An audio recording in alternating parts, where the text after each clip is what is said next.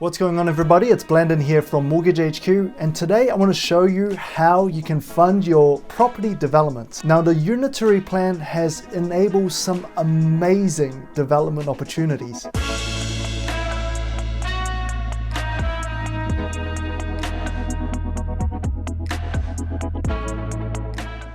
It has never been easier for mum and dad to be able to now add 1 or 2 dwellings in the backyard and generate more passive income. A lot of them can even just demolish the existing house and just put 5, 6, even 8 properties quite easily. So how do you fund these new developments?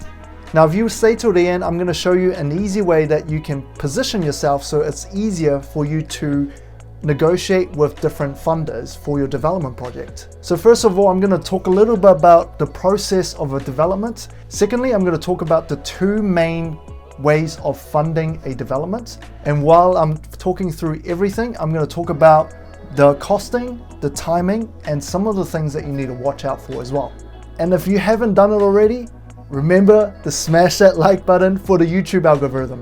So in the first stage of a process for development is that you acquire the land. What you need to settle the land is at the moment around 20% of the deposit, because they have temporarily removed the LVR rule. But a good starting point is always around that 30% mark. The second stage in the development process is the resource consent.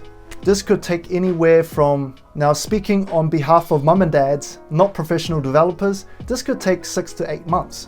And depending on what zoning your house might be in, it will change the amount of houses that you can build on it, how high you can develop. So someone you want to get involved here is a planner or an architect that's going to sort of lead that resource consent process for you. Now, after you have the resource consent, you want to start getting the building consent. Again, speaking on behalf of mum and dad developers, this could take anywhere from 2 to 6 months. Now, during this process, you're probably finding the main contractor that's going to do your construction as well. And more often than not, the timing of your building consent is going to be dependent on how good the drawings are for your buildings, because this is going to outline all the details, and if the council can see that these drawings are very clear and very clean, you might be able to get that turnaround much quicker.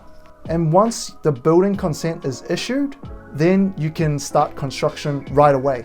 Now, this can take anywhere from 6 to 10 months depending on the complexity that you're building, because if it's on a slope or maybe a long driveway, it's going to take slightly longer. Depending on how many houses you're building as well, that could take a bit longer. So generally speaking, for a development project like this, you would want to have around 30% deposit on the actual cost of the project. Say for example, if it's a $2 million project, then you might want to have around 600K equity, which is equity on your property, or potentially 600K cash. Now, lenders would typically lend you up to 75% off the costing.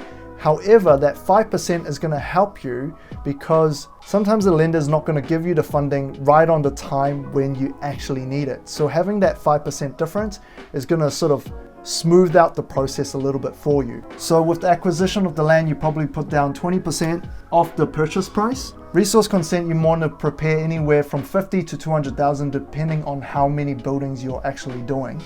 Then you want to dump the remaining cash that you have to start the project, and the lender will then fund the remaining portion of your construction. And the reason that they do this is they want to make sure that you have a bit of skin in the game. So they want you to spend that money first, and then they will fund the rest. Now, there are 2 ways that you can fund a development project. The first way to fund this is build to hold. What this is after you're done with the construction, you're keeping the building and you're renting them out as investment properties. So if you're doing this type of development, the bank just assess your situation like they would if you were buying an investment property. So they would use the future rental income as part of the servicing. And if you want a better understanding of how the servicing calculation works, we have another video called How to Infinitely Borrow Mortgages from the Bank.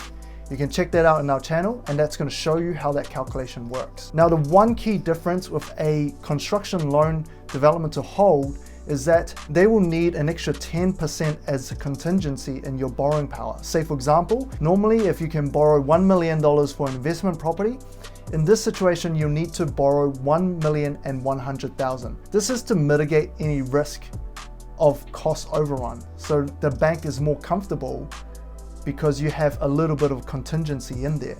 The second method of funding your development is build to sell. So what you're doing here is literally after construction, you're selling some of these properties or all of these properties.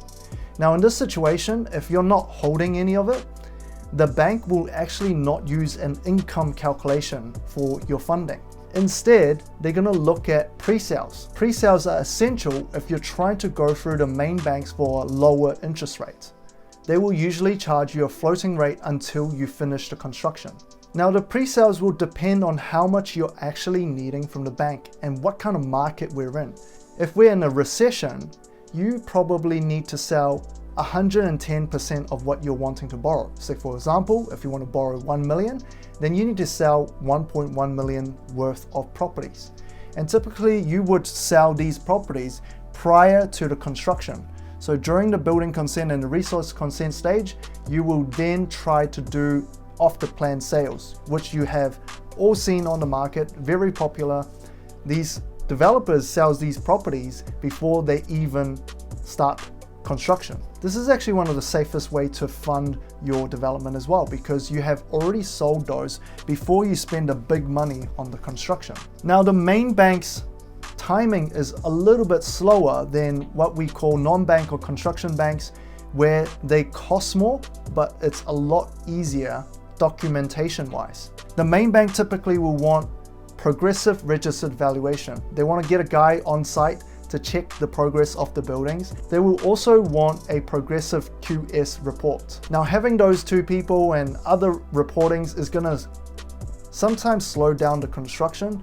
So a lot of professional developers might not even go with a main bank and they will go with a second tier bank where they don't need to do the pre-sales and they might not even need the registered valuation progressively. Sometimes the funding is slightly higher as well. So the main bank will typically lend you up to 75% off the cost of the construction, whereas a second tier, they might even consider 65 to 70% of the completion costs, depending who you're dealing with. One thing that you need to watch out for as well for building to sell is that there are GST implications. So if you're building to sell, you got to make sure that when you're doing your LVR or how much maximum you can borrow, it is GST exclusive.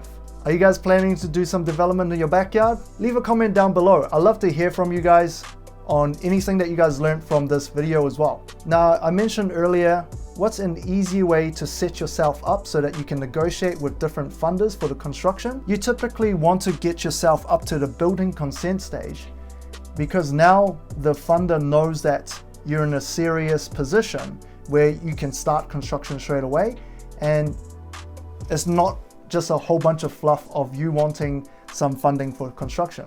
So if you want to be in a great negotiation position, is to get yourself up to the building consent stage before negotiating with different banks for the construction loan. And if you want to know what different options you might have on your funding, definitely talk to a mortgage advisor at Mortgage HQ. It's an easy way to check out how you can sort of make progress.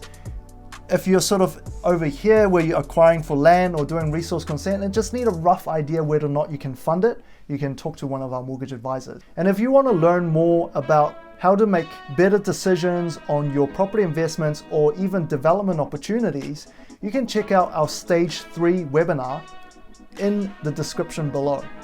That's where I share a little bit more insights on the detailed numbering on how a development works. So until next time, I'll see you guys in the next video.